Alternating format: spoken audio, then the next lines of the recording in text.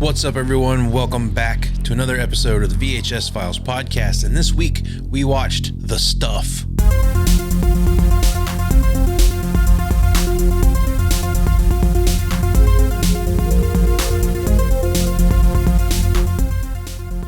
It's smooth and creamy. It's delicious. It isn't filling. It's taken the country by storm. And it kills. It's The Stuff. The newest taste sensation is outselling ice cream 2-1, and merchants can't keep up with the ferocious demand. In order to save their failing businesses, an ice cream industry saboteur and a junk food mogul attempt to uncover the manufacturing secrets of The Stuff. Soon they discover the horrifying truth about The Stuff, that is a living and all-consuming parasite that turns its host into walking zombies. The Stuff was written and directed by Larry Cohen, who brought us such films as It's Alive, Q the Winged Serpent, Perfect Strangers, and The Return to Salem's Lot. It was released amongst the likes of The Goonies, Perfect, Cocoon, St. Elmo's Fire, Life Force, and Pale Rider. Stuff was released on June 14th, 1985, and with a budget of $1.7 million, I have no idea what the box office was on this movie. But since its release, The Stuff has found an underground cult following. The film stars Michael Moriarty, Andrea Marcovici, Garrett Morris, and Paul Sorvino. As usual, this podcast will contain spoilers, adult content, and harsh language. So this was not a movie that I grew up with. This was a first-time watch for Eric. Jason is a big fan. So what did we all think of The Stuff? Let's get to the show and find out. Let's do it, damn it! All right, Jason, well, it's your start, buddy. You picked this movie this week. What are we watching? What did we watch? What are we talking about? We're not talking about the blob. We're talking about the other big pile of goo that moves around in the movie. We're talking about The Stuff. So tell me about The Stuff. The Stuff, the taste that makes you hungry for more. Tell me a little bit about your relationship with the movie The Stuff, because you would definitely be the expert on this movie, considering I'm pretty sure this was Eric's first watch, and it was probably my second or third. Yeah. Well, The Stuff, it came out in the mid 80s. I don't think I saw it later because I was only like 8 when it came out, but it was a movie store rental. And believe it or not, my mom likes this movie. Does she? Eric's slow eating down here. Are you eating The Stuff? Are you eating it? Or is it eating you? It's already taken over his mind. It's good for you. Yeah, it's good for you. This has no calories, no fat. It has living things in it. They're good for us, Jason. They kill the bad things inside us. Yeah. There are lots of you things. got a little something. I was going to say this. It's definitely my mom enjoys this movie. She finds it funny because it was meant to be a horror movie. It was in the horror section, but Yeah. To me, it's not very scary. It's a lot funnier than you would expect it to be. It's funny. I was reading I was reading Ebert's review of this movie, and he was like, they tried to make a horror comedy. The problem is there's no horror to be found. There's a couple of shots where you get a little bit of a jump scare type thing, but yeah, it's not. They don't build suspense or anything like that. There's not a guy in a hockey mask or razor claw guys. There's not whatever in the woods. It's just the stuff coming out of the ground that hey, there's stuff coming out of the ground. Let me stick my fingers in it and put it in my mouth. Oh, it tastes great. Let's no put sense.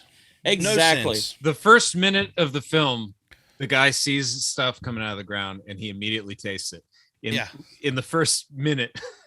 Well, not even the first minute. It's like the first 10 seconds. Yeah, you're right. What? What's that? Let me go stick my fingers in it and eat it.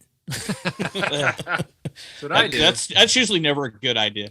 But literally they're at a mining facility and there's, like I said, and it's snowing outside or whatever it is, and then just let's eat this. The rule, don't eat yellow snow, but luckily it wasn't.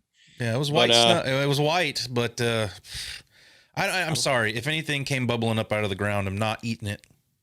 And that guy was right when it came. So, come on, taste it. No, fuck you. I'm not tasting something that came bubbling up out of the ground. Listen to that guy. That guy was smart. Yeah, this is a movie I've seen quite often. My mom enjoyed it because she thought it was funny. The character Mo, she laughs about. So, and his dry humor through the whole movie where he takes himself seriously, but you can't through the whole movie. But yeah, it's definitely one I've seen quite a few times. It was my pick. Eric had said, let's pick something off the wall, whatever like that. I said, dude, let's do the stuff. So great pick, man. I never seen it and I really enjoyed it. I mean, I'm really glad that you like, it wasn't even on my radar. So I'm really glad that you recommended it. I had fun with it. Oh, there's a few more that are like that. I mean, we might get to like the Food of the Gods and Night of the Lepus and stuff like that. Squirm. That's another good one. I was excited because I got an opportunity to watch my Arrow Blu-ray special Blu-ray edition, 4K Steelbook limited edition. What? Which I hadn't watched yet. So, but I don't know. My opinion of this movie might differ from you guys. Well, I can think I remember. I had it. I think I was staying with Josh, and I got him to watch it with me. I don't even know if I watched it all the way through. I don't think you watched it all the way through, but you were like the stuff, and you're like, yeah, I've heard of. Let's sit here and watch it. And I don't think you ever finished it. I mean, you were a busy man. But, well, I mean, coming out of the gate, I will say the reason this movie probably isn't as well known and why it might be under people's radar in the horror community is because it came out around the same time as the Blob remake, and this is the cheap man's Blob, guys. I mean, and it didn't even get a full release. It was a limited national release. Yeah. It was at New World Cinema at the time that owned them. They didn't even give it a full release. I mean, it had a budget of like 100.7 million. They don't even tell you how much money it made because it probably made about 20,000. Well, yeah, I mean, I actually watched the special features for this one to get a little more background on it because I didn't feel like I had a whole lot to say about the movie, so I figured I better study up about the background of it a little bit. But Larry Cohen, who directed this, he's an interesting fellow. Yeah, he's made some interesting movies. Yeah, and I was watching these special features, and apparently a lot of the people that worked with him on the set and everything have a lot of stories about him, about how he was very like go, and not, they tiptoed around it, but they said everything but abusive to them. If you make the mistake of mixing friendship with business with Larry and you take him the wrong way, you're not going to have a very good time. And I'm grateful to Larry because he really taught me some valuable lessons working with him, because he would get really mad at me on the set when things would go wrong and he's watching his watch because, we got a fairly tight budget, but he could really bust your chops. It was just weird because they're like, oh, I respect him. He's a great filmmaker, blah, blah, blah. But I was working for 24 hours on this shoot and I did this. And he said, blah, like, it was just weird to hear them talk about their experience on this movie.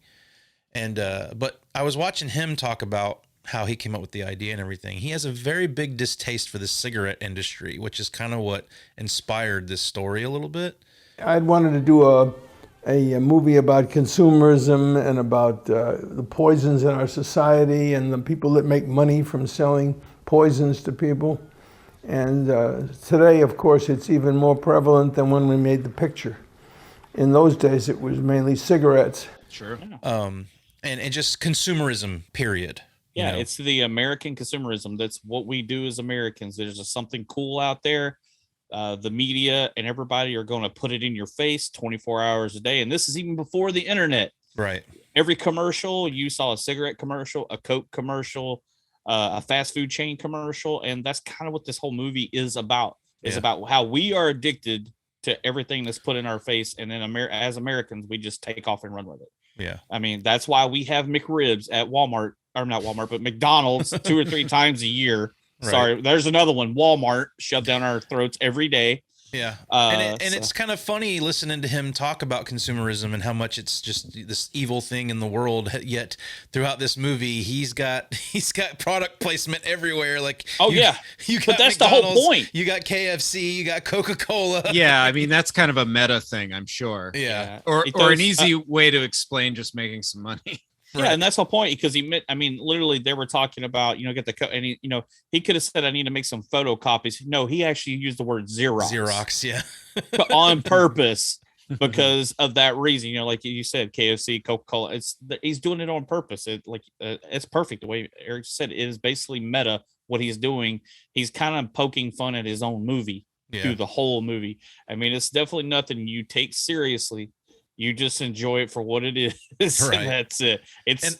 Is you would even consider this a B movie, or is it more like a B- or a C movie? Right. I can really respect the idea behind the story here and what he's going for. I don't know. My overall opinion going into this, and we'll talk about it, is just it's funny, but it's not fun to me. I don't know what it is, but I'm not having a ton of fun watching this. I'm laughing at it, but I don't know. It just kind of has a little bit of a flat feeling for me. It's just interesting. I think a lot of it is probably Mo, because I don't like Mo at all. I think he's awful. I liked Mo.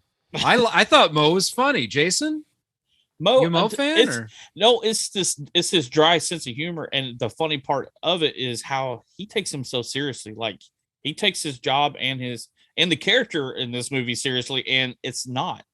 It's funny to watch him try to be so serious, but it's not at all. One bit. He reminds me of like an 80s detective TV show cop. Like, but I think it's like tongue fully in cheek. Like he's like Southern American James Bond or something. A little bit. Like just. That's funny you said that. He's the Georgia James Bond. Yeah. That's who Mo is. Oh my God.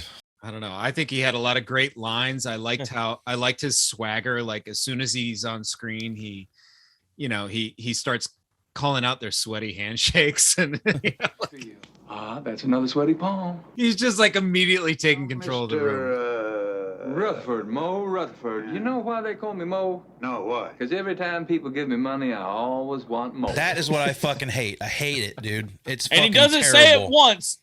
He says it twice. Yes. Rutherford? Mo. My friends call me Mo. They call me Mo because every time they give me something, I always want Mo. It's half serious, half comedic, and it just, I don't know. It doesn't work for me. And I don't know why. I'm surprised. Although maybe I shouldn't be. But when you watched him in this movie, you're going, is he literally reading the stuff off the cue cards? Yeah. So, I didn't think it was that bad. I maybe. But that's the thing, is it's funny. I mean, that's why I like the movie. I thought he was like legitimately funny. I guess it wasn't working for me. That's funny. Oh well. Maybe it may have like the situation within this movie and how everything unfolds, and just his comedy interjected into it is not working for me altogether. But I don't know, man. He really rubs me the wrong way. Well, getting into this, I just recently watched Halloween 3, and this like definitely, has shades of that going on. Right.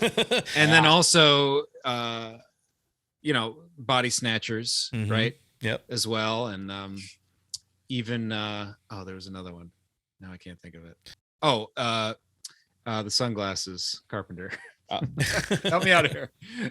They Live. They live, yes. Yeah. So that too, but I thought I had more fun. You talk about funny but not fun. I had more fun with this than Halloween 3. I think. Wow. I liked the kid going crazy in the grocery store. I liked Mo's like just messing with people and joking with people, and I don't know, man. Like the story doesn't flow that well for me. Like, they're always constantly jumping from like story to story. Like, they go back and forth between the kid and Mo a lot. Yeah. And eventually those stories interject. For what reason, I have no fucking idea. There are a lot of big coincidences in this movie. Yeah. And but yeah, I mean, just I don't know. Like, there's a point in this movie towards the end where I'm like, why is this kid still here? Like, yeah. But he's an excellent actor. He should have won an Oscar for this role. Nope. I liked the kid. Was I just in the great mood watching this movie or what? I liked the kid. I thought he was good. I think he's terrible. Damn. I picked the movie, and I'm kind of more with Josh on some of this, and Eric has never seen the movie before. I got that first watch glow. There you go. That's it. I mean, like I said, you said pick something off the wall. I'm like, okay, we're gonna watch this movie. So no, this hits all the points for me. It's got some good gore, some good effects. It's got some good humor. It's got kind of I don't want to say a high concept, but it has a concept that it's about. It has something it's about. It's not just that's kind of one reason I'm not like a huge slasher fan, is like I kind of like some metaphor and some things going on. It makes it a little more interesting. And it just, I liked the majority of the effects. The practical effects were fun and cool, and I love the foam rolling through the room and shooting out of things. And that's where I will give it props, is the practical effects department. Like, that first shot of the kid opening the refrigerator and the stuff is like moving around in the fridge. I think that looks great. I like the kind of puppeting or whatever it is they had to do with it there.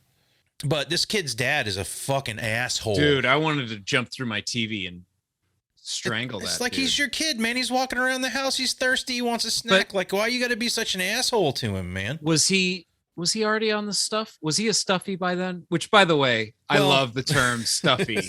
Oh, you're a stuffy.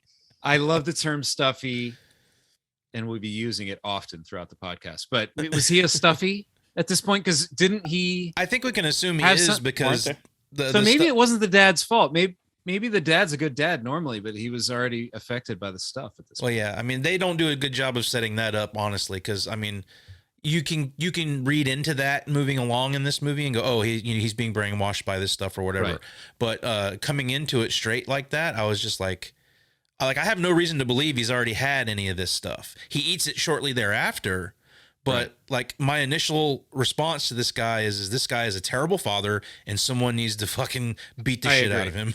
I agree. I mean, literally, the kid woke up because he's getting eat up by mosquitoes in his room, and it's 4:00 in the morning. He's hungry or whatever. You wake up. You go, hey, buddy, what are you doing up this late? You don't. Not going there, and like next thing you know, he's pulling off the belt or a paddle. Get your ass back to bed! Don't you dare open this. You know how much it costs when you open this refrigerator at 4:00 in the morning?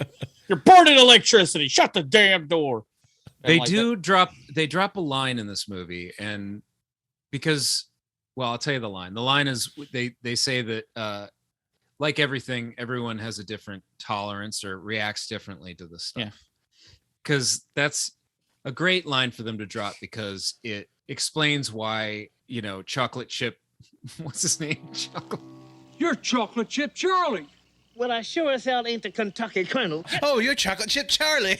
Chocolate chip Charlie can like come in completely undercover. He doesn't walk in like a zombie later. Some of these people are like just like robots, like. But that's the thing. But the stuff we find out, I guess, is sentient. So does it make them look normal? So it will pass by so it can get to you? Or is it the person that's that was one thing I was confused about watching this movie multiple times. The first time I watched it, I didn't pick up on it. Second time, I was confused. And third time, I finally figured it out. But, they go through all of this section of the guy in the town that spits the stuff out, and it goes out into the night. And then he's animated again. Like when the stuff came out of him, he looked like he was dead. Yeah. And then all of a sudden, a husk of a body. Yeah. And that scene ends, cuts back to the store owner, and he's up and lively again. Like, did the stuff just go back and we didn't see it? Or is this just, I don't know, man. No, I think it comes back because you see him, he kind of wipes his mouth like it might have went in. And you know what? You're right. I did see that. Yeah. But I mean, you got to love just crazy 80 movies. Speaking of that, what year did this come out, Eric?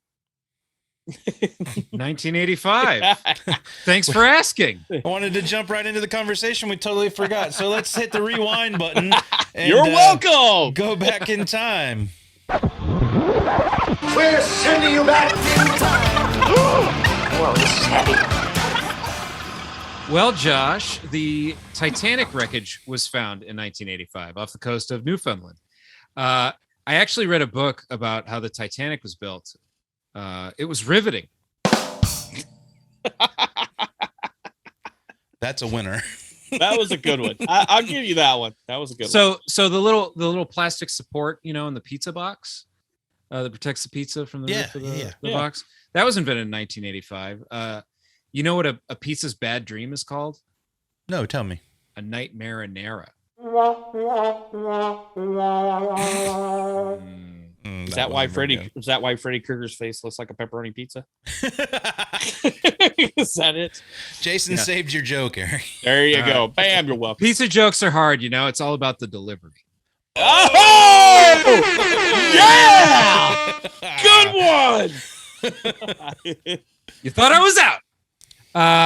Microsoft releases the very first version of Windows. Someone actually hacked my Microsoft Office account recently. I don't know if you're listening, whoever you are, I'm going to find you. You have my word. And, all right, Eric Neeson over here. And finally, if you watch TV in 1985, you definitely saw this classic commercial.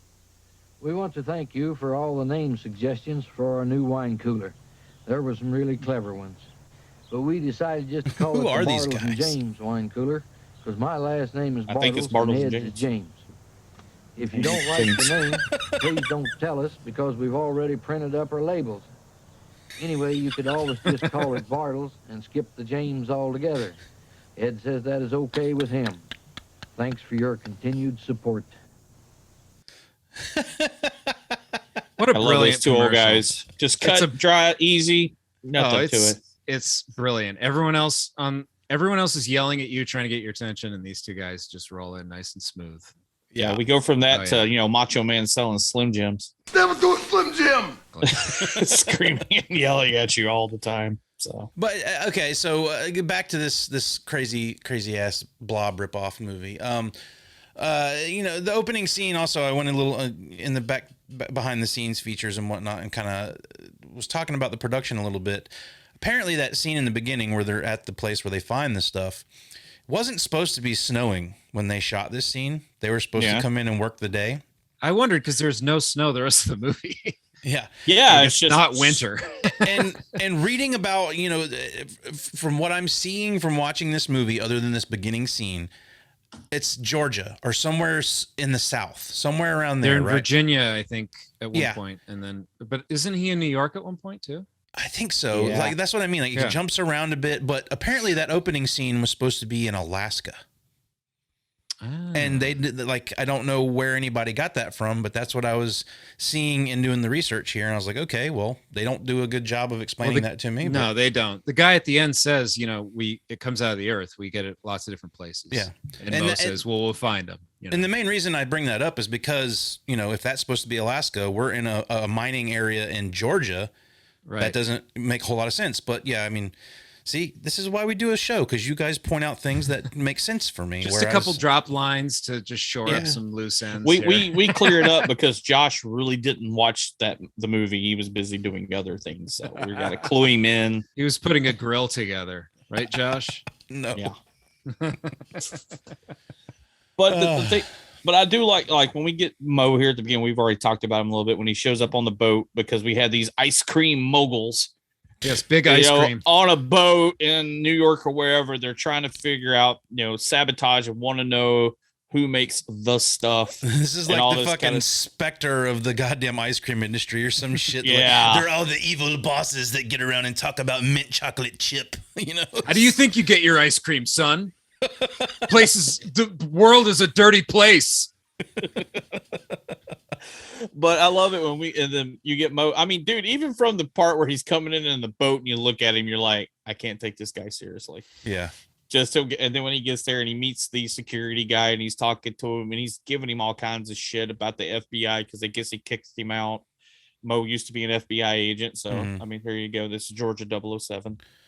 And then when he starts talking, like he said, when he goes to the whole sweaty palm thing, I'm like, dude, I love the sweaty palm thing. I want to walk into a room and just insult everyone within the first 2 seconds. It's Eric's lifelong dream to walk in a room and just insult everybody. oh, look, another sweaty palm. Oh, there's another. Oh, another. You're all bitches. You're all bitches. I do like that he tells the one guy. Well, Mr. Rutherford. Yes, sir. I don't think you're quite as dumb as you appear to be. No one is as dumb as I appear to be. I've seen this so many times, and I was trying to look at it, and I'm trying to figure out the time jump, because we literally find the stuff, and then next thing you know, we're on the boat. That's what I'm saying. Like it. No, doesn't- at this point, it's already sweeping the nation because it's a but threat. It's in the kids' refrigerator. Yeah. We've jumped potentially a year or two through a campaign, a branding campaign, and distribution and all this stuff. Yeah, they're assuming we're smart people and can figure that out for ourselves. Yeah, we could be years in the future from that opening. And look, and people are griping about the COVID vaccination going through the CDC and the FDA and everything. Shit, this went through in like 6 weeks, and we're consuming it. How? It's delicious. Because it's just good. It comes from the earth. Because it has mind control properties. So anyone who's testing it, if they taste it, then it will approve itself. Yeah, well, because they said that, it'll make your dog take you hostage. But because they even said the FDA guys approved it, and then they all left the country or disappeared. Yeah, they all either died in horrific accidents or moved to that weird city. But I can give you the names of some of the people on the panel. Oh, well, I tried that already, and for some strange reason, they're all out of the country or they're deceased. What a shame. Okay, so then what did I miss? Because when he goes to visit the other guy that's in the big gigantic library office, he asked that guy if he'd ever tasted any of it. He was that's the main FDA that's like guy. The billionaire. No, that's like the main owner of like the company. Yeah, that I thought he was that and the head of everything else. Like he was the like CEO the CEO of Stuff Enterprises. Yeah, I mean, he was like CEO or CFO, one of the two. And he's just happily answering questions because he's so completely confident that but no, he hasn't actually tasted it. He's literally just, and that's part of this movie's message, is that people are willingly selling this to the masses, knowing there's something wrong with it. They won't taste it themselves. I mean, that's why you get it at the end. And it's just, I guess it's like saying, the cigarette executives don't smoke. They sell you cigarettes so you can kill yourself. That kind of thing. Yeah, because they know it'll kill you. So why they're not going to do it? They'll sell it to you, but they're not going to use it. Yeah, exactly. And again, like you had said, Cohen, the director, that's kind of what he was talking about, the cigarette industry. Yeah. Talk about that. We get Jason. Is Jason? Yeah, his name's Jason. I should remember that. But he goes downstairs again, and the family's going nuts with, because he's slapping the stuff out of her. But I love the little comment the mom makes. Look at that, not a spot. Low in calories, good tasting, and it doesn't even spot. And he doesn't like it. But you could take the rust off the bumper of your car with it. It's great. I thought the mom reminded me of Toni Collette a lot. Did you get any kind of Toni Collette vibes? High there? Praise. That's high praise for this. No, not the acting ability. I'm talking about in looks in general. It's that fucking face on your face. Let me clarify my statement there. Sorry, Miss Collette, if you're listening or watching. Yeah. I was getting kind of Meryl Streep vibes off her, but that's fine. Toni Collette too. I think this whole runway commercial that they're shooting with the models is fucking ridiculous. Well, I one thing I do like about this movie is like the branding, marketing aspect of it, and of course you do. Well, I knew you were going to say that, but it is true. Like, you can't talk about capitalism without talking about marketing and lies. Marketing is lies. Like, you're telling lies about your product. You're making it sound better than it is. You are. Here he goes. He waited. Oh, he's actually got this. He's got this brand name stuff. Excellent work. Good stuff. We're talking about the marketing thing. I'm going to give it a try. We'll see by the end of this episode if I'm, a mindless husk of a body. By the end of the episode? But look, there's stuff in it. Yeah. I mean, that could be shaving cream for all we know. Does it look like I use shaving cream? Look at my face. If he throws up in a few minutes, we'll know. Product placement. VHS Files Podcast is brought to you by The Stuff. The Stuff. Enough. It's never enough. It's delicious. That's the whole thing. Like, and are all these models eating it in real life? I mean, because they really only eat brown rice and vegetables. It's healthy for you. It's good for you. The mom lost weight when she ate it. Remember? Yeah, because are you eating it? Or is it eating you? I love this. What's wrong with you people? This I'll is have fun. to go to bat because in doing a podcast like this, I think I might have touched on this with Eric or maybe somebody else, but in talking about this, my initial watch of a movie sometimes is not the greatest. With A Fistful of Dollars, I didn't have it in such a high regard once we were done, but I enjoyed our conversation about it. And then going back and doing the edit and like watching the movie again and listening to what we were talking about, I walked away going, man, Clint Eastwood's cool as fuck in this movie. And the more I go over the movies after we talk about them, I tend to like more things about them after that. I do too. I always end up liking a movie after talking about it a long time, or even listening to another podcast about the movie. Just taking it apart, looking at all the little pieces of it makes me just like it more. Mm-hmm. Almost all the time. Like even movies that I don't like, it makes me like them more. I maybe don't like them, but it still like improves it for me. Jason, how do you feel about Life Force after talking about it on the show? No, I'm sorry, the stuff is into my brain and I can't think. It's got to be if you don't like Life Force. I was trying not to even bring it up. You guys brought it up, so I didn't bring it up. Josh, I know I still don't like Life Force. Not after the first time I saw it. The second time. And the time I had to watch it for this show. No, I'm good. But did y'all realize right here he does meet the guy from the FDA, and this is like our first big name Hollywood person here. Danny Aiello. Mr. Vickers. And what can we kind of, I don't know that I totally understand his relationship with the dog at this point. Okay. Does he eat the stuff or just the dog eat the stuff? I was confused about this too. No, they both eat the stuff. I mean, that's why they sit when he goes upstairs, he's freaking out. And you saw when Mo looked in his little room, he had the stuff, but some of them were like they were empty. I think what it is they ate it all. And remember, the stuff's in you. Well, the dog had no more stuff to eat. So guess what? He's like, I'm going to fucking eat you to get more of the stuff. Because it's inside him. He wanted, but dude, that shot where the dog's like this and you see that. Oh yeah, that's great. That's one of the first like really gnar moments where you're like, okay. But that's really what's happening with the dog. It's kind of like he can smell that the stuff is inside. So he and the dog are on the same. Well, what does that mean? What about people with the stuff inside of them? Or if they run out of stuff, will they start eating each other? Maybe. For the stuff? It could be.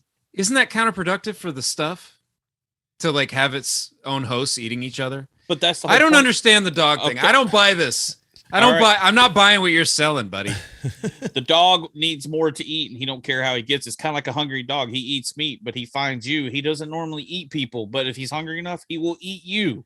Well, all I'm saying is Vickers here, he doesn't seem like a threat at any point, and he seems to actually help Mo, at least somewhat, with some paperwork and stuff. And then the dog either threatens him, and he's afraid of the dog the whole time. Why would he be afraid of the dog? Why wouldn't they be on the same team like everybody else? Like, so that brings up a good question. So is the stuff sentient in a way? Like dude, it is. It's a living thing. I think so. I mean, that's why it leaves your body.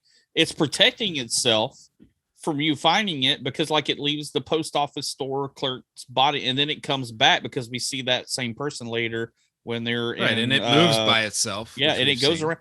And then when you see the pool, it's up looking around. It's like, ooh, what's this? Little toadstool looking things popping up. What's this? What's this? What's this? What's this?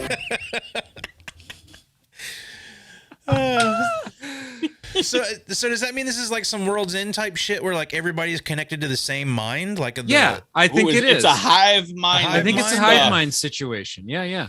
Okay. Totally.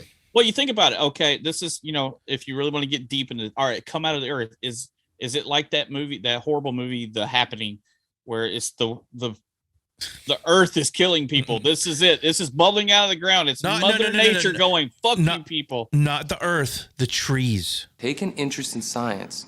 But it's still Mother Nature is made the stuff. It's coming out of the ground, and that's what it's well, they that's kind its of end game. They throw out the word alien a couple times in this movie. And is it just Colonel Spears who's the MAGA kook? or is it? I thought that was your favorite person in the whole movie, Eric. I mean, the word MAGA was going to come out with this guy, right? Yeah. If I didn't say it, someone was.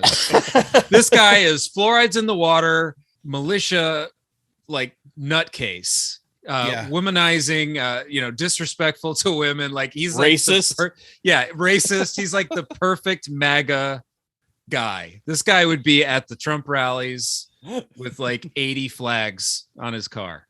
Sorry, I got off on a rant, but Eric had to get it out of his no. system. I think it's like I guess they live where they're all on the same side. They're once you're consumed by the stuff, you're like part of like body snatchers. Like they all know, and it's like, oh no, there's Yeah, it's like you said, it's a hive mind, dude. It's like Venom. It's a hive mind. It's a symbiotic relationship for everybody. So the stuff is looking for a host. So why, again, I ask, I don't think Vickers eats the stuff. I think the dog is like his. That has to explain that then, because the dog is like holding him hostage. It has to be. But don't they cut to a shot of him eating it at one point? So I can't remember. So many people eat the stuff in this movie. I can't remember who does and who doesn't. But you know what I did remember? You're Chocolate Chip Charlie. Dude, Garrett Morris. Again, that comes out of fucking nowhere. Like, and I didn't see that. Yeah, obviously, how could you? But like, I was like, oh, I love the old car he pulls up in, dude. It's creepy. It's like, what the hell's going on here? And the dude comes out. I mean, his hands are lethal weapons. How many times I gotta tell you? He was one of the original alumni of Saturday Night Live. Garrett Morris. Wow, really? He wasn't even on my radar. He didn't even make my Almost Famous guy. Really? Dude, how did he not? Come on, dude. This guy doesn't know his SNL over here. All right, let me just tell you this. All right, it's 1985. They were going to cast, Cohen wanted to cast somebody else, but they said he wasn't known enough, but Garrett Morris was. They decided to go Garrett Morris instead of Arsenio Hall. I thought it was the other way around. I thought he wanted Arsenio Hall. That's what I'm saying. He wanted Arsenio Hall, but they said he wasn't famous enough. Okay. Jesus. Yeah, that dude's been in so many things. I mean, dude, yeah, he's been around, man. How did you not even notice? All right. Well, since we're talking about him, let's just go ahead and get into this. Almost Famous. I know that, dude. I don't know them. I know her.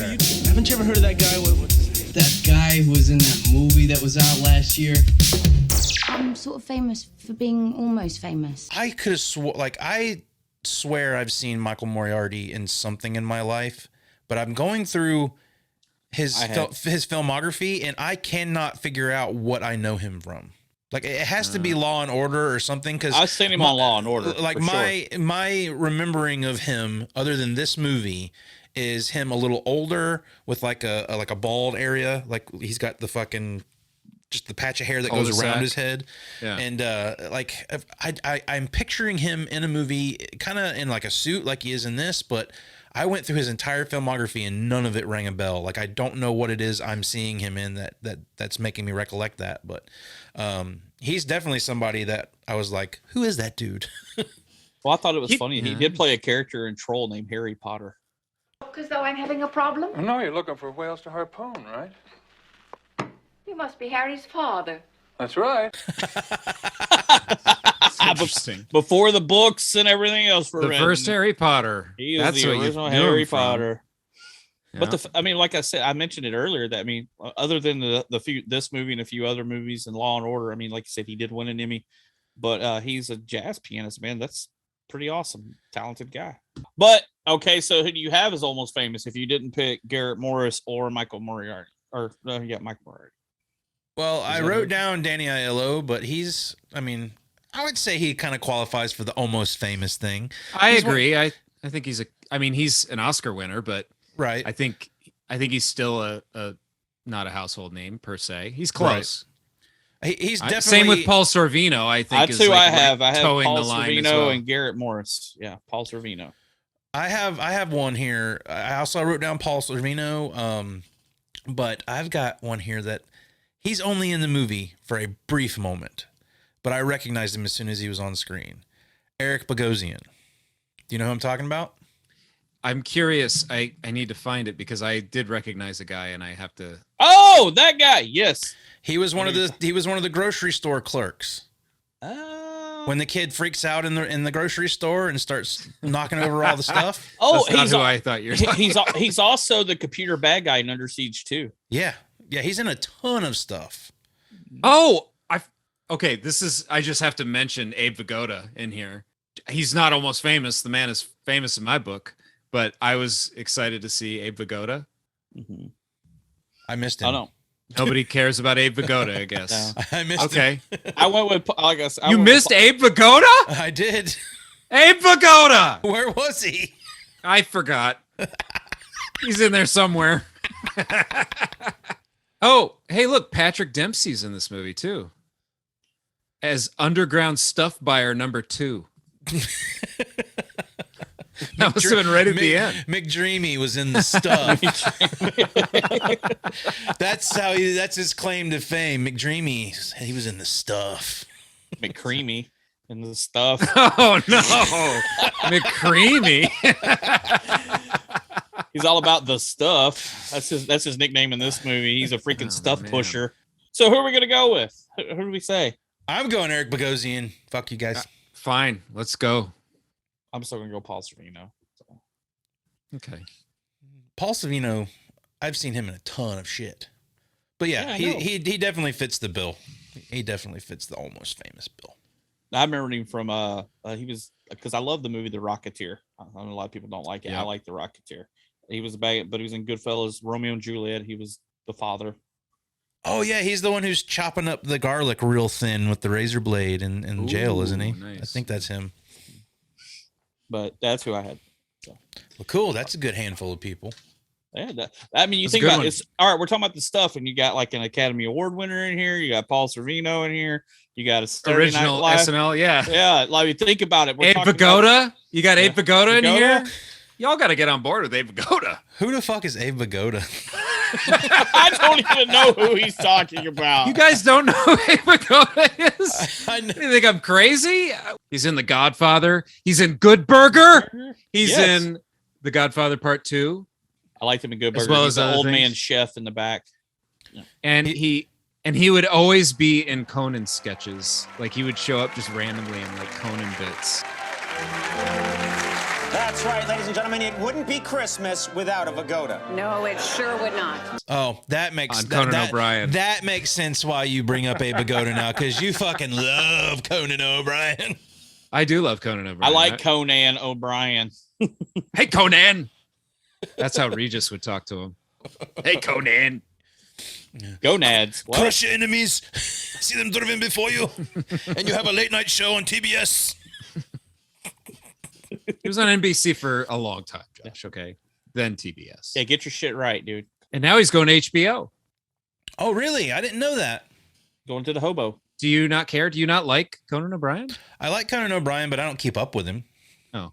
Well, so. I'm not saying you have to keep up with him. It sounded like you were trashing him a little bit, and I didn't like that. No, I like Conan O'Brien quite a bit. He's hysterical. He's the king of late night. I don't worship the ground he walks on like you do. Eric. I don't worship the ground he walks on. Have you ever listened to his podcast? It's consumerism. They're pushing Conan O'Brien on us. Eric has been brought in. If I remove my glasses, it says consume, and then I put it back on, and it's just Conan O'Brien. Yes. I want to all right, where we were talking about he goes after he leaves town or whatever like that. We get to he goes to this town of Stater. Is it in Georgia or something? Or Stater? No, Virginia. Virginia, yeah. Stater. And we Stater. You know, my Stater's gone out on my car. You know, whatever. Stater. That is actually an automotive part. Is a Stater, but probably not spelled this way. All right, enough with the fucking cars. But this is where he ran into Chocolate Chip Charlie, where we're talking to the freaking. We had the creepy guy, the mechanic guy, fill up his car that just takes off running for no. I love how he just runs into the woods. It's hysterical. Yeah, and then we get the guy inside, and he's talking to him, and like, yep, the post office guy. Yeah, you go, okay. Do that the whole. But I love when you sit there and you hear him. He turns around and look and you hear. Excuse me. I'll be right back. Well, this is some of the most stuff I think is funny when he's like, you know, I forget. He says he like invites him out to dinner. Like, you want to go get something to eat? Like, it just cracks me up, man. That was pretty funny. I do like when all these people from the town start converging on them, though, and this is where we get some pretty good practical effects, I think. Oh, yeah, when he pushes his hand into his face and it pretty much caves in. Like, get in the boat! That's what they're husk of people. They're what's left. Well, you mentioned World's End, and that definitely comes to mind when you're fighting these people that sort of fall apart as you fight them. You know? Yeah. I love that one part where Chocolate Chip Charlie hits the guy in the neck. There's a hole in that sucker. Starts shooting out the side of his neck. Yeah. Like, oh my God. Yeah, I mean, this movie I don't think is taking itself seriously, so I'm not either, and that makes a big difference. I mean, if this thing was trying to play it straight and it misses the mark, then it starts to feel cheesy. But I mean, you got a man named Chocolate Chip Charlie in this movie who's like poking holes in people. His hands are lethal weapons, dude. Yeah. He trashed the movie a little bit here and there for some of the acting and stuff like that. But I mean, there are some really good little practical effect shots in this movie. And I like the one we get later in the hotel room. The hotel room is awesome. One of the effects that aren't great is when it's on someone's face. It never quite looks the same. Like, it's too like yellow or something. It doesn't look like that white foam anymore. It's just stuck to them. And like they said that, well, when they made it, it's made out of foam latex, fire extinguishing foam. And then they also mixed it with fish guts and bones. What? Why? They give it some kind of consistency. So they said when people would get done shooting, they'd have to run somewhere to get it off of them because it smelled horrible. Yeah. That must be an effort to make it more foamy or something. Maybe that's something that in the fish industry or something they realize, like the wash off or something. I don't know. That is a weird detail. But other than that, I really love when he's on the ground and she, for some reason, thinks I should light him on fire. This is the stupidest fucking shit, dude. Oh my God. I'm just like, what led her to think, oh, this is a good idea? I'll burn it off instead of getting like a towel to wipe it off or something. Okay, if anybody doesn't know, I mean, that's a hurricane lamp. That is lamp oil. It is flammable as fuck. I mean, you pour that on somebody and light them on fire, they're gonna get. It's everywhere. But I mean, I have 2 lamps right here in my house that I use regularly for hurricane season. But that stuff, it burns really well, and it kind of just goes wherever. If you drop it on the ground, it's not as flammable as gasoline, but it will burn really good. So yeah, Mo would have no hair. Yeah. It'd be gone. I mean, he'd have some 3rd-degree burns around his neck because it's going to run down. Mm-hmm. But yeah, that's where it gets like, yeah, let's just throw fire on it. But I don't even have a problem with that one. It's the scene later in the movie at the radio station. That's bad. That's bad. The composite, any compositing shot in this movie is fucking awful. Dude, the kid in the tanker when he's in the tanker in one shot. Why can't we shoot another shot with him in the tanker? No, it's got to be a composite shot of the stuff coming in, and it looks so silly. It's like when you go it's like when you go to like the Universal Studios and you're like standing in front of the thing, you're like, I'm in the Twister ride. The stuff. I was getting super Handmaid's Tale vibes from that scene. Oh yeah, we mentioned that too. Yeah, definitely. But what I was gonna say, when you were mentioning earlier how we have Mo and we have Jason. Yeah, I was about to go back to this too. Yeah, because we get that because Jason's already went into the supermarket, destroyed all the stuff in the supermarket. I mean, this kid's just running rampant. And why is he the only kid who knows what the hell's going on here? Like, he's the only kid in the whole fucking United States. Because he saw it move. He saw it move. Maybe it was trying to creep over and get into the sour cream. Fool around with the sour cream a little bit, have a little good time. I was thinking about this scene in the refrigerator with fucking some sexy music going on and the stuff's looking at the sour cream container. Hey, baby. You're looking pretty creamy. But I like my love a little lumpy, so we're going to the cottage cheese. Oh, no. Oh, no. And then I'm going over to the chocolate pudding over there. So if the stuff is sentient, though, then that's a good point. Like, why wouldn't it? Like, that would be a good way for it to continue to overtake, is it could spread within the refrigerator at night. They don't really say that it does that, but maybe that could have been like the sequel, even though they kind of leave this movie on a cliffhanger. But, you know, it's, yeah, I mean, why wouldn't it go mix in with the sour cream or go crawl onto something that it can disguise itself within, you know? That's true. Well, it doesn't seem to mix with anything. I mean, even at the restaurant, the stuffed restaurant, you can't get toppings or anything. It's not like a froyo. You can't put, you know, crumbled Butterfinger on it. Why can't you? It's always why it doesn't want that. It doesn't want to be mixed with candy. It wants to stay true and white and clean. So if I put some fucking granola on top of my stuff, it's just gonna spit it off. Yeah.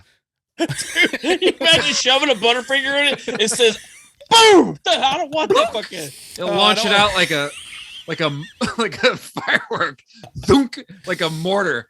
You put it in there, you turn around, you get hit in the back of the head with a Baby Ruth or something, you know? Like, get the fuck out of this shit. Come here, baby. I'm going to stuff my Butterfinger in you. What is this, man? You just went off the rails. Whoa! I like my stuff with a little Baby Ruth in it. I don't know what that even means. Is that some kind of slang term or something? I don't know what that even means. But while we were talking how their stories, because this is Jason's gone nuts, his family has gone nuts, but he made the paper, so Mo read the paper and he says, "Hey, I need to go check into this." That's okay, why I he's completely missed that because I was about to ask you, did he literally just run out of the house and Mo comes across him by chance? No, Mo he says read we it in got to the paper. find this kid. Yeah. He says we got to find this kid and he runs into him, and remember, because he pulls up and dude, that's a horrible shot of just the kid when he turns around and sees Mo. There's nothing there, but then he says, I saw it move too. Get in the back. Kid jumps in the car with a complete stranger just because I've seen it move too. All his loved ones are trying to kill him and or at least, you know, make him eat this horrible stuff. I love that he pukes in the back seat of the car, though. I do too, but I like that he actually does question Mo and doesn't just hop in. He's like, wait a minute. And he goes, yeah, I'm one of the only people that's not like a total pod person here. So. All right, Jason, there's usually a segment where you say, I tried this as a kid. Have you ever tried to eat, say, shaving cream? I think I tasted it, but it's not good. I mean, shoot, as an adult, you know. It's not good, Josh. This just in, it's not good. I wanted to ask you guys before I went and tried it myself. Josh is going to go get him a big old tub of the stuff and put some shaving cream in it. Why would they send him up to his room to eat it, though? Why wouldn't you make him eat it right there in front of you? Are we asking you for so much? Stuff's stupid, guys. It's there are just really stupid. Well, it is. There are a couple things like that, like the fire. Like, why wouldn't they say, sit down and eat it in front of me, kid?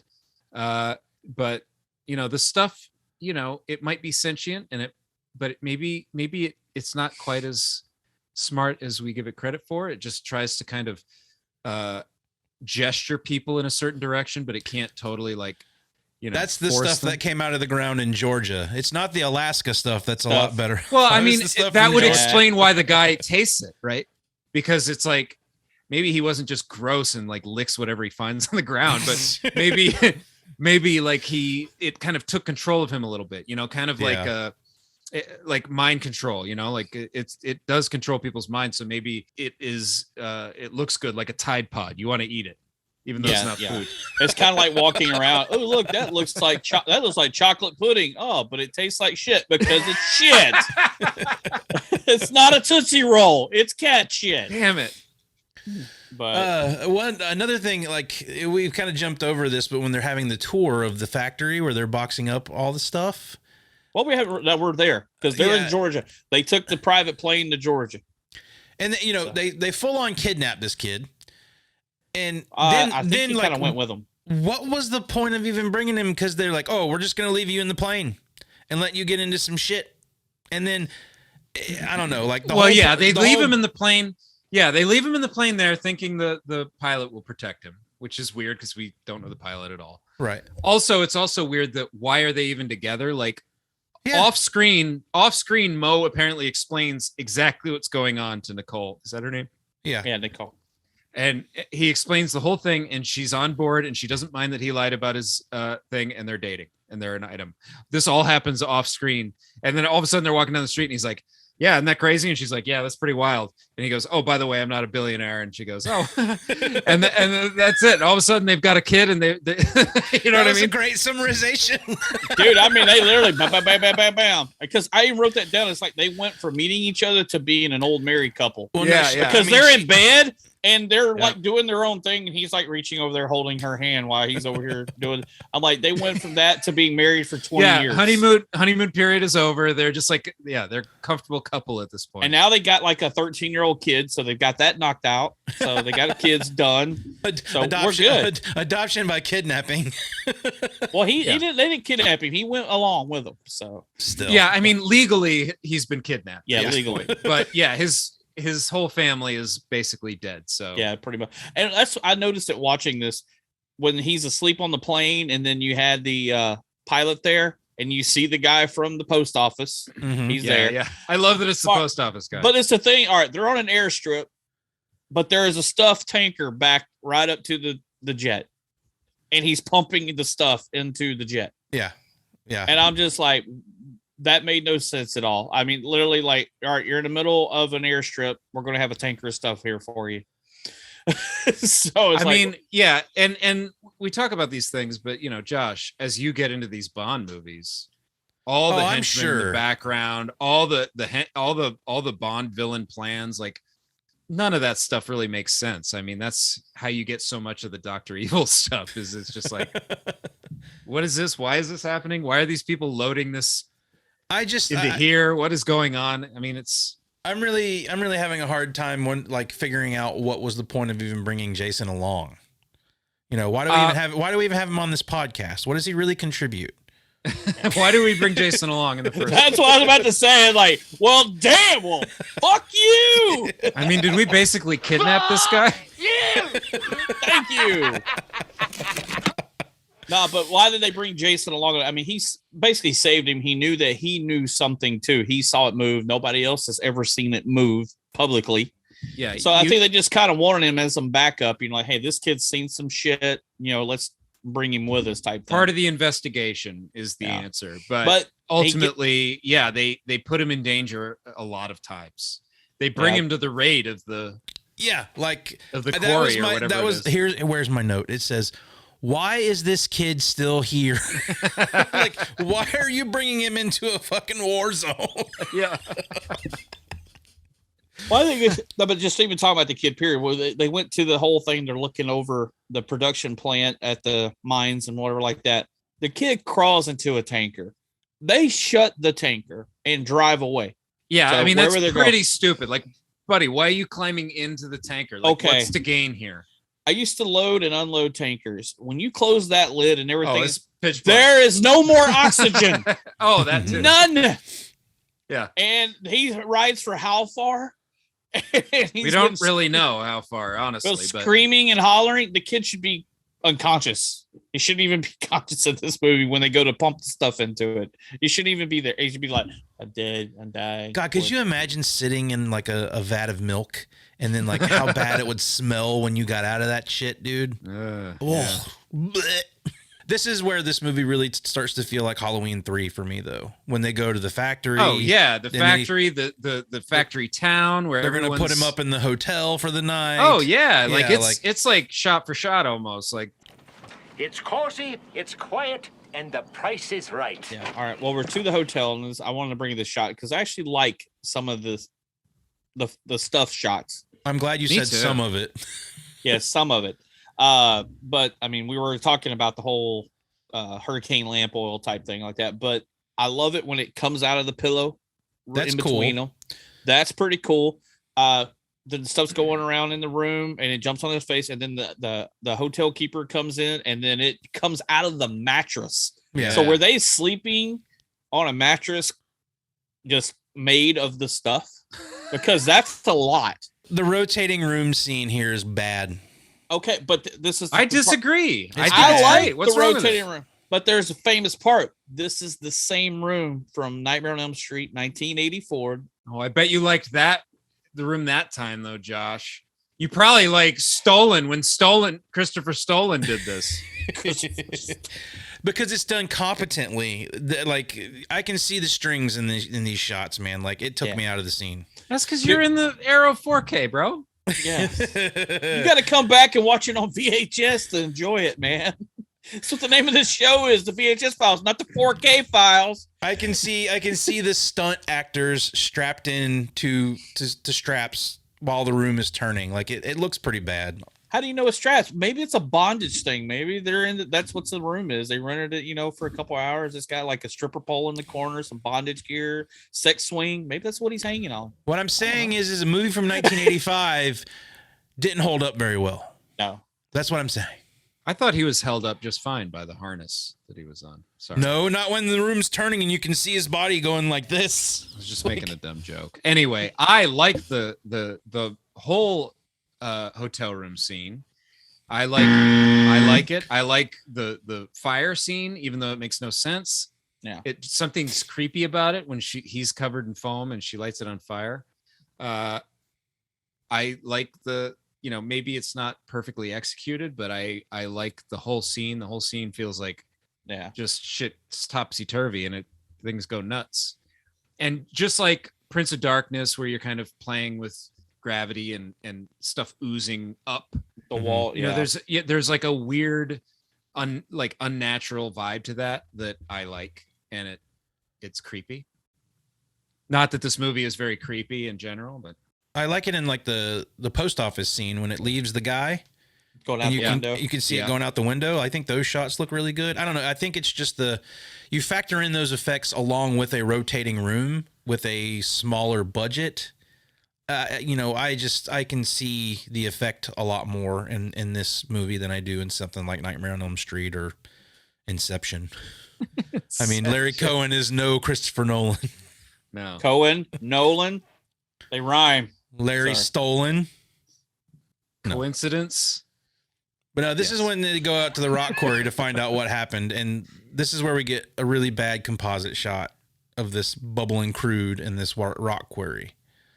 Bubbling crude stuff that is white gold.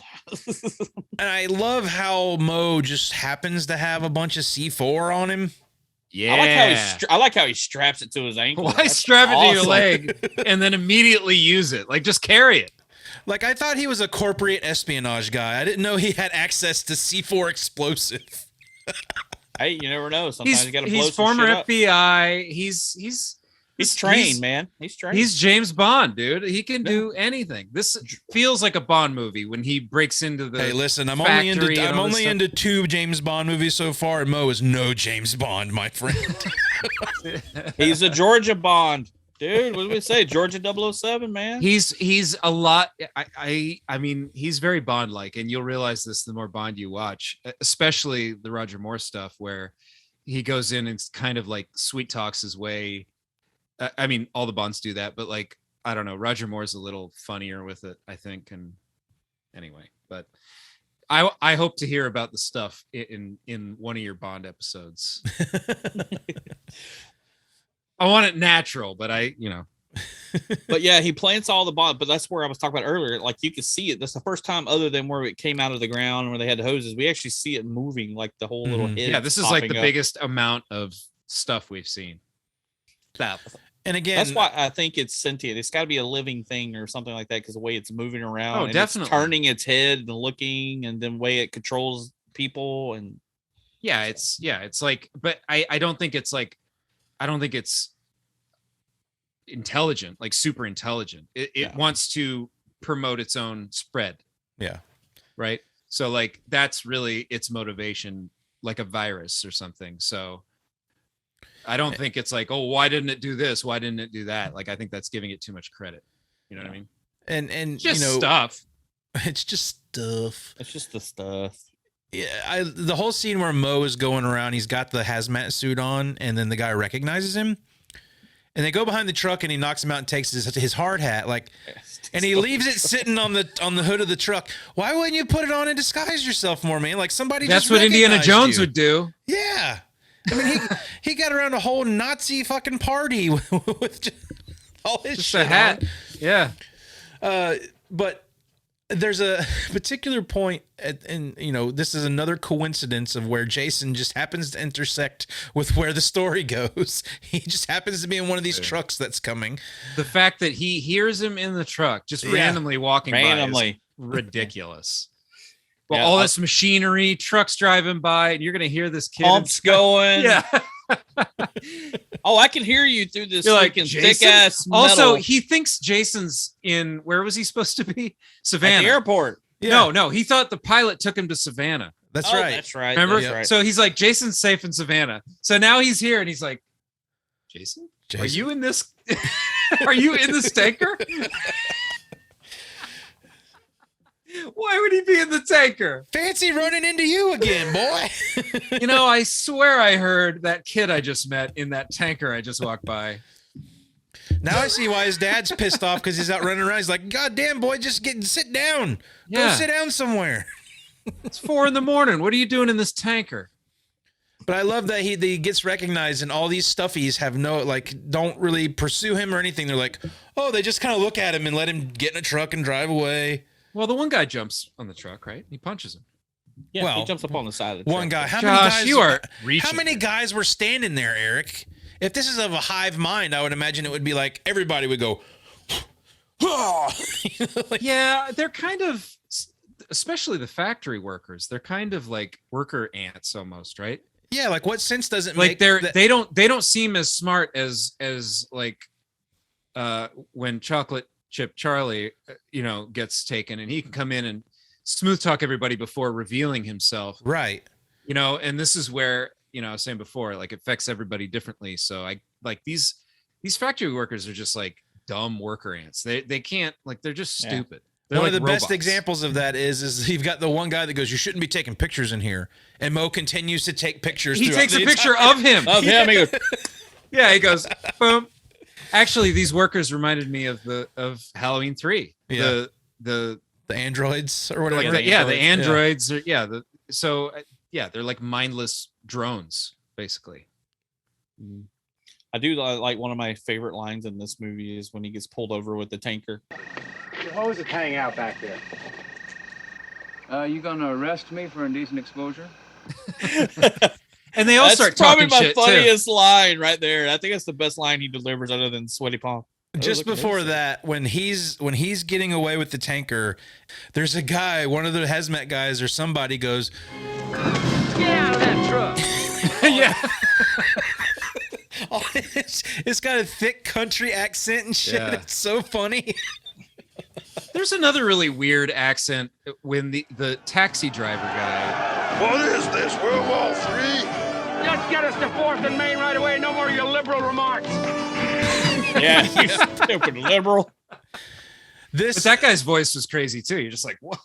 When they go to the Colonel's place, I was getting super like 28 Days Later vibes. Oh yeah. Oh yeah. Sure. When they find them and it could have went that direction, honestly, because that conversation that Mo and the Colonel have is like, okay, is he going to help us or is he going to hurt us? Like, I don't know where to stand with this guy.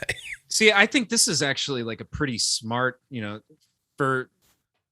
we knock this movie for stupid motivations for things and stuff like that. But this is a very clever move by Mo. He's playing a militia, conspiracy theorist, and giving him the greatest thing he could ever want, a real conspiracy. Let's see. There is something actually like poisoning the American public, and you can do something about it. Like this guy is dangerous. He's a nut job. He's like a piece of shit racist psycho. But Mo just slides in there, smooth, cool as a cucumber, and just like manipulates the shit out of this guy. I think it's a great. Well, he's a right wing nut psycho, but give him the right opportunity. He's an okay guy. Point him in the right direction. Right. I mean, he's like, he's like a bull. You just like hold the red thing and just like get the bull to run right at it. Yeah, I mean, but it was smart. Like you said, when he worked with the FBI, I guess they were keeping tabs on the Colonel. That's how he knew all this. But he knew that the Colonel also had a radio show and radio stations. So that's Yes. what Mo is using, or he wants to tell everybody about the stuff. I love So, that he I mean, says he that's has pretty smart. he owns 2 radio stations in Atlanta. So they go to Atlanta. This is not Atlanta. Where they go is not Atlanta. Oh, I thought it was exactly like Atlanta. Like Detroit and RoboCop, that's definitely not Dallas. And you know, Dad insult to Hendry with the Colonel, like he completely goes after Nicole, and that's a little gross. And after this mission, you can reward me in a suitable fashion. Oh, Colonel, I think you're moving in on my lady. Well, I wouldn't worry about that, son. You'll probably be a casualty. Hey, this guy is such a douchebag. Yeah. I do love how, I mean, he's great. Like, he's running the whole army and stuff like that. And you're talking about the cab when they get to the radio station, and he tells everybody, don't forget to tip, leave 10% and get a receipt.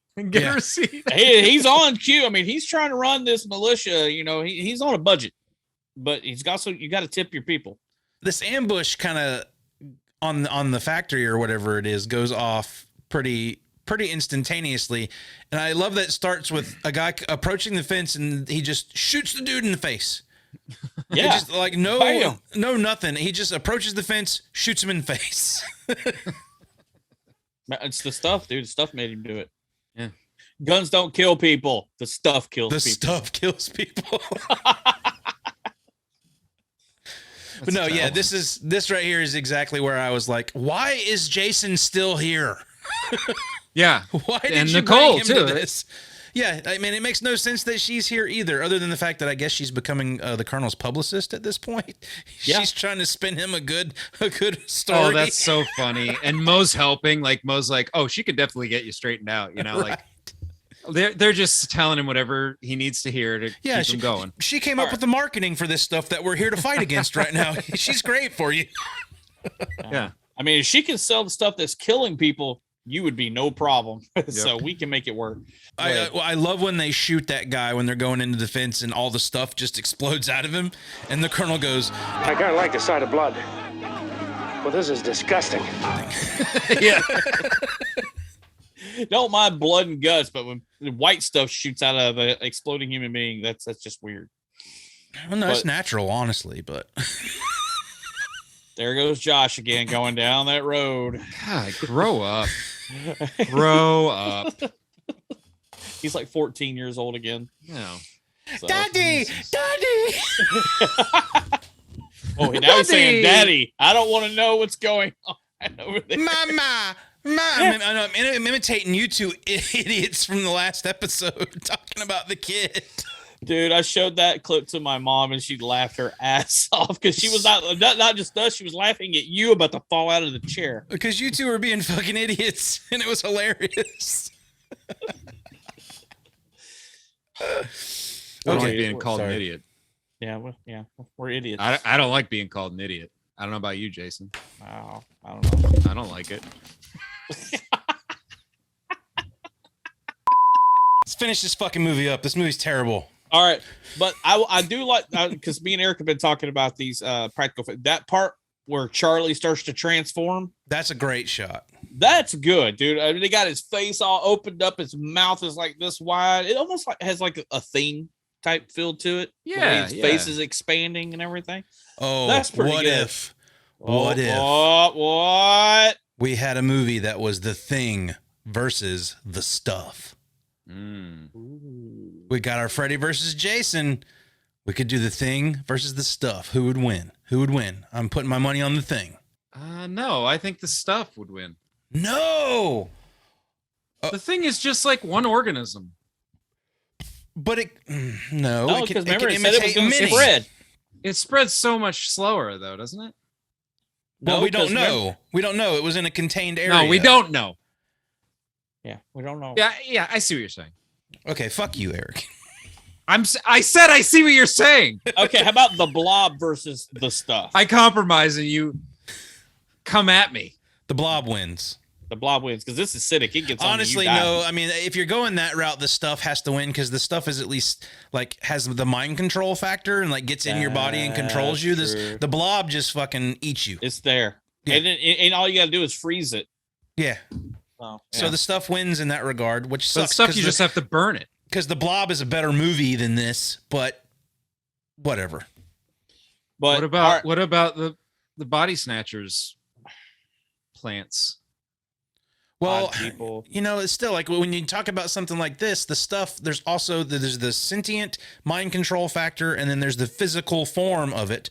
So you've got two things there where like body snatchers is simply just mind control.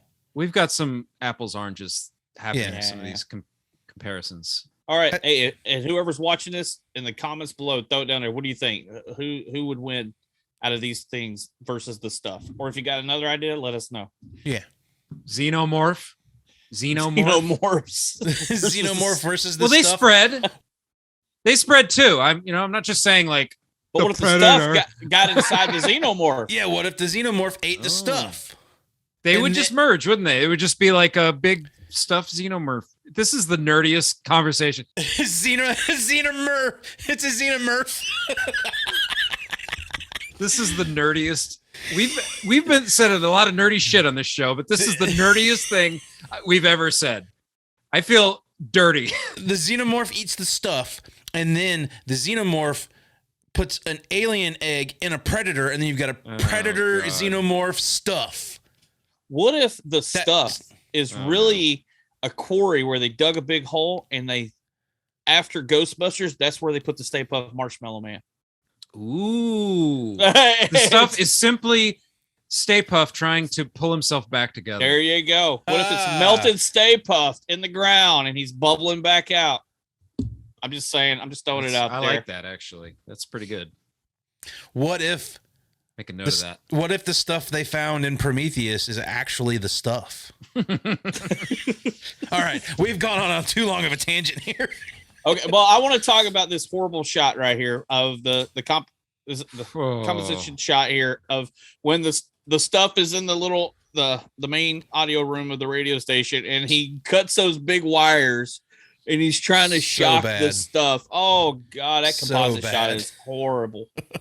All the compositing, the whole thing is cobbled together with a bunch like the geography doesn't make sense half the time. There's shots that seem to have been cropped, real way close-ups that feel like a different it feels like it's been zoomed in on. That shot of Jason in the back of the truck. Yeah. He looks huge in the back of that tanker. He's been clipped out and moved closer. Yeah. And it's all cobbled together. Like they couldn't shoot. They screwed up something and the editor just had to take what they had and try to make something that made sense. That is the worst part of the movie. And that's the biggest thing. Sequence. We joke about me having these special edition 4Ks and all that stuff, but they usually do really good restorations on these films with that kind of stuff. Like they'll beef up the compositing and they'll make it look as best they can. And it says something that when a company like Arrow releases this on Blu-ray and they can't do anything with the compositing, it must be pretty bad. Yeah. So I mean, all the way back to when I was a kid, you could tell it was bad. And I mean, I was a kid watching it and you're like, why does it look so weird? Damn, that is a long time ago. That's a long time ago. That's a really goddamn long time ago. But that shot of Mo standing on the desk with the two wires is really bad. Is really bad. It's bad. It's bad. It's really bad. But we get on the radio and we tell everybody that the stuff is bad for you. And what's funny, it takes one radio show to make the whole world believe that. Well, I mean, you got the same logic at the end of Halloween 3. He's like three TV stations in whatever time zone. He's like, not to mention you can't just call the TV station and say turn off the air. Like they don't do that. Yeah. Yeah. I mean, at least in this case, they used an actual radio station that they had access to. Yeah, that's true. And it worked. Whereas in the other case, it I guess doesn't work. I love it. I mean, these people don't just burn the stuff; they actually blow up the stuff stands. Well, I mean, I like the sequence where you have the general public turning on the stuff. I thought for sure this would have a bleak ending like Halloween 3 or Body Snatchers, where it does, but it's lighter. Hence, it's way the taste. It's no longer the stuff; it's the taste. It's the stuff light. Yeah, it's the stuff light. It's ice cream with a little bit of the stuff in it. They say. Yeah, so it's not all stuff in it's it. just a little bit of this stuff. Just a little. I love that. Just a little. That's bit. a great detail of it's still insidious. There's still And I love how they make those two guys sit there and just eat it and then you see them, they can't stop. They just Yeah. kind of keep eating it, and that's worse torture than shooting. It's poetic justice. And they make sense of it by saying, "Oh, Jason's family was killed by this stuff and taken over." But again, why the fuck is Jason here? I told you they've adopted. He's like Mose Robin now. He's the boy wonder. It's his ward. It's Indiana and Short Round. Yeah, it's his ward. I don't think so. I would take Short Round over this kid any day. Well, I would too, but this kid's pretty smart, and he's got guts. I love when he goes in the grocery store and just says he just terrorizes that place. Yeah. That must have been so fun to shoot, dude. We're starting to see how Eric would really love to just go out. He's like, I just want to go out and insult people I don't know. I want to go to a grocery store and I want to destroy the place. Yeah, I do. I wouldn't, but I do want to. Yeah. Hey, who has not thought of that as a kid? Like you see the big soda display in the middle of the store, and you're like, I so want to just run through that right now. Yeah, I just want to dive into it. I like when he knocks the stuff out of the kid's hand, and then as he goes to run away, he runs into those boxes and falls down. Yeah, you stupid fucking kid. You clumsy fool. Check your surroundings before you go to run off, you idiot. Duh. But yeah, and then they got them addicted, and we see the whole black market stuff going on. We got the underground stuff pushers going on here. That's your Halloween 3 ending to this movie. It's not as dire as the ending of Halloween 3, but still the stuff is still out there somewhere. Well, it's like Night of the Creeps, and you see Reddit. Well, there's multiple endings, but you see the few other little things sneaking off, or that happens in so many movies where Gremlins, right? Isn't there like a little? No. Is it Gremlins wraps up. What am I thinking of? There's one where that you see another creature. Anyway, Critters maybe. I don't know. Yeah, but I love that we get that last line, which was I remember seeing this on the movie poster. Was, "Are you eating it or is it eating you?" When Mo tells that to the two guys. Mm-hmm. Mm-hmm. That's great. I remember. That's seeing very satisfying watching those guys become lost in the stuff. They got lost in the stuff. Lost in the stuff. Lost in the stuff. Oh, and that's another thing. Halloween 3's song is way better than this theme song for the stuff. Oh my God, that is a horrible jingle they got going on here. I mean, it's bad. And I don't think you get it as many times as you get the Halloween one, but every time they play the stuff commercial, I don't know. Dude, the stuff commercial plays a lot in the background throughout this whole movie. I just watched Halloween 3, and that shit is on there a lot. Yeah. It's far more obnoxious. Stuff. Want some stuff? We've got done with the stuff. We're done with the stuff. We're done with the stuff. Well, Jason, what were the taglines for the stuff? Oh, we're gonna do taglines. Okay. All right. This was a little harder actually to write my taglines to put in here so you guys could guess. This one was not as easy, I think, as some of the other ones. So well, give them to us. Let's do it. All right, there we go. Again, see who can get the ones right this week. If Hollywood did it or I did. Habit forming, mind controlling, life absorbing. You can never get enough of the stuff. I think that's real. Think it's real? I think it's real. You are correct. Yeah, bitch. Who's eating who?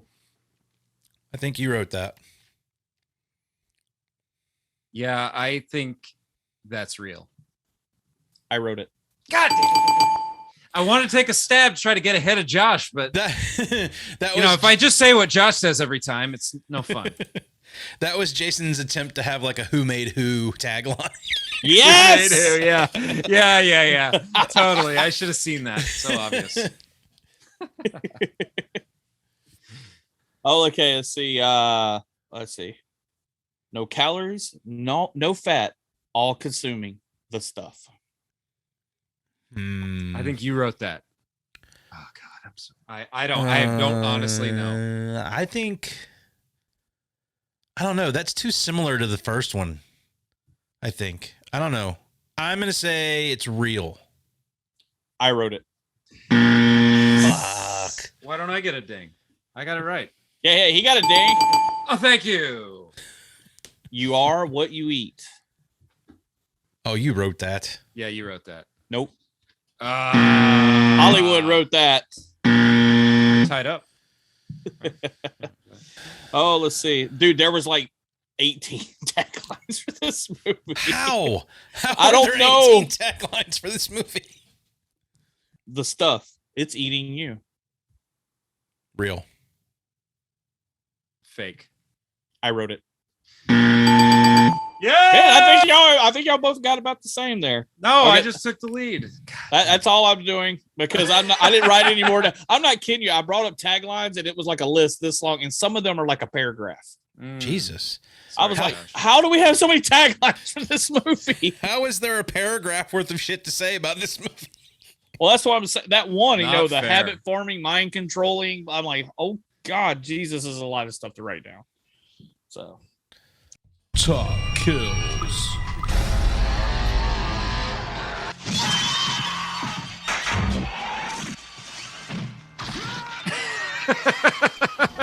I should just continue to make it longer and longer and longer. All right, Jason, what's your top kill for the stuff? oh no, I can't go first. Yes, it's your movie. You go first. I don't know. I like the bedroom scene, killing the guy from the hotel that runs in there, and he's pushing him up the wall and eating him. It's a good one. Okay, Eric, what's your top kill? I'm gonna say the gas station guy when he gets run over by the semi.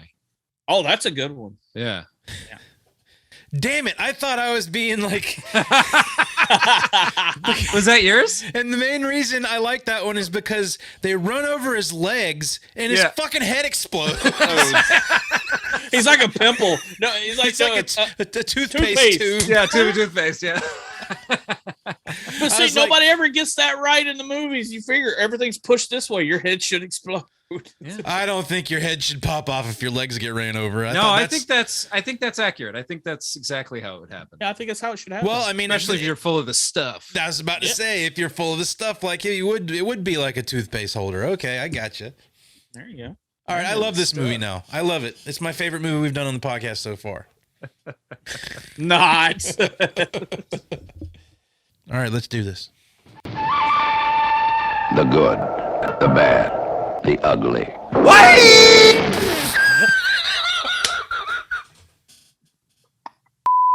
Get the kerosene! Burn it off of his face! You gotta burn it. You gotta burn it off.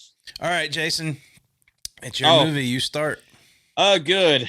The good. Should part probably is- say for the listeners that I have the stuff all over my face. Yes. Yeah. Anyway, carry on. Yeah. For those who are not watching this, yeah, he's covered with Cool Whip. At Is least that I what hope it is? Is that the stuff or is it something else? There he goes again. There he goes again. I'm waiting for that big chunk to fall off the bottom onto his nice new shirt, just dangling there. It's some Stay Puft Marshmallow Man. That's what I meant. No. Yeah. God, guys, get your heads out of the gutter. Yeah, jeez, come on. All right, the good. It's just a great '80s cheesy movie. It's No, meant it's to not. be- No. I mean, like Let Jason speak. It's great because there is no thinking, there is no nothing. You just turn it on and it just whatever. I mean, it's not a great movie. It's just epitome of '80s cheesiness, BC movie goodness because it's not great. It's just there. I would actually watch this over Life Force. Sorry, but I'd watch this over Maximum Overdrive. Ooh. Wow, Jason, those fighting words right there, buddy. I like both movies. I picked them both. So yeah. But I like because it doesn't take itself seriously, and I like the underground version where they do want you to kind of think about it, but most people don't, about the whole American consumerism type thing, what Cohen was trying to get across of how Americans we are like that. Like you said, Coca-Cola. Yeah, it could be for everything. any unhealthy thing we're addicted to. Yeah, for sure. Double cheeseburgers, Alcohol, stuff like that, cigarettes, alcohol, cigarettes, yeah. Whatever. But the one thing that we didn't mention through the whole movie, we talked about the composite shot. The ADR is bad, like especially on the boat scene where they went back and put in all the audio in a post. It's horrible, because sometimes it doesn't. Their lips don't even match to what's being said at that time. Yeah, I noticed that myself. It happened throughout the whole movie. It's really, really, really bad.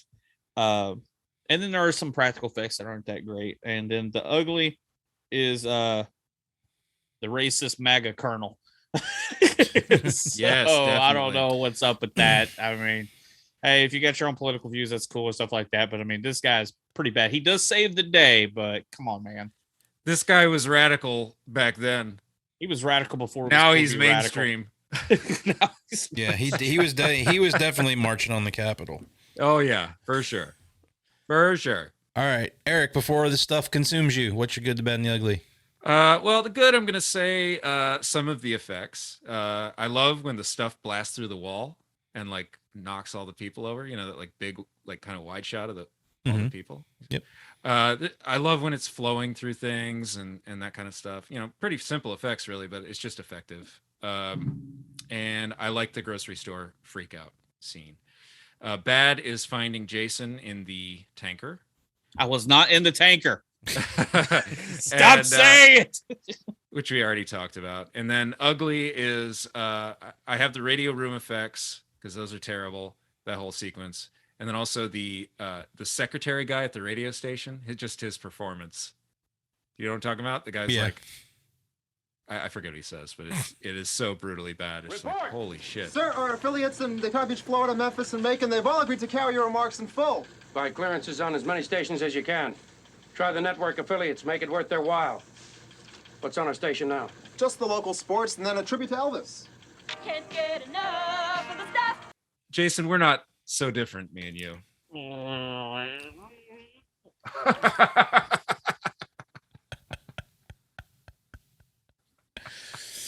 All right, Yes. the good for me is that the stuff just killed Jason. I don't have to deal with him anymore. The practical effects are pretty good. I like most of the time whenever there's practical effects in this movie. I'm digging it. The bad is the not practical effects and the composite shots. Those are terrible. And the ugly is every time they give me something, I always want Mo. I fucking hate that shit, dude. Even something, I want Mo. That's why they call me Mo. It's fucking stupid. When my grass gets long, I mow.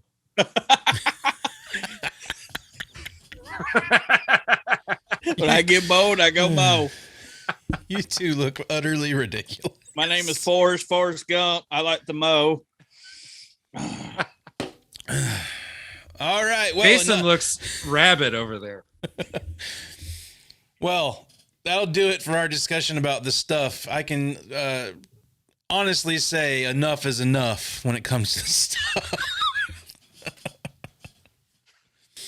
Do you guys have any other things to say about this wonderful, wonderful movie?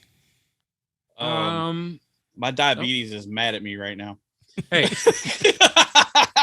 No, wait, it's sugar free, so I'm good. That's right. It's good for you. But you know, I'll say that I don't know how this, like, I didn't even know what this movie was, honestly. I've seen the Stuff brand, like that logo, like the Stuff logo before, just in the zeitgeist. But I had never seen any part of this, and I really had fun with it. And so, Jason, good pick. Just want to say that. I honestly wouldn't know about this movie if it wasn't for Jason either. So excellent. I've introduced you both to it. You're welcome. I like it. I encourage anyone who hasn't seen it to go ahead and give it a go, especially if you like the other movies we've mentioned in this podcast that it's, you know, similar to. Yeah, I mean, it's fine. If you want to have more fun, go watch The Blob. Well, I will agree. I do like The Blob, the remake of The Blob. It's a good movie. So, and we'll be talking about that hopefully sometime. Oh yeah. Yeah, I'd like to at some point. For sure. All right. Well, that's going to do it for our talk about the stuff. If you like this podcast, please give us a 5-star review on Apple Podcasts. Let us know what you thought of it. Hit that like button, hit that subscribe button so you know when we're putting out new podcasts. And until next time, be kind. Rewind! And eat the stuff before it eats you. No, don't eat the stuff. The stuff. No, don't eat the stuff. The stuff. You've been listening to the VHS Files podcast. Watch a few movies, take a few notes. If you like what you heard, please subscribe and drop us a rating and a review wherever you get your podcast. It was fun. Send your questions, comments, and movie suggestions to vhsfilespodcast@gmail.com. You sick fucks, you've seen one too many movies. Don't you blame the movies! Follow us on all social media outlets at VHS Files Podcast. Movies don't create psychos! Check out our YouTube channel for more content. Movies make psychos more creative! Thanks for listening.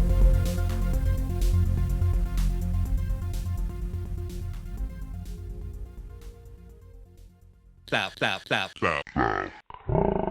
Oh, whoa, dude, you're digging at the bottom of the barrel.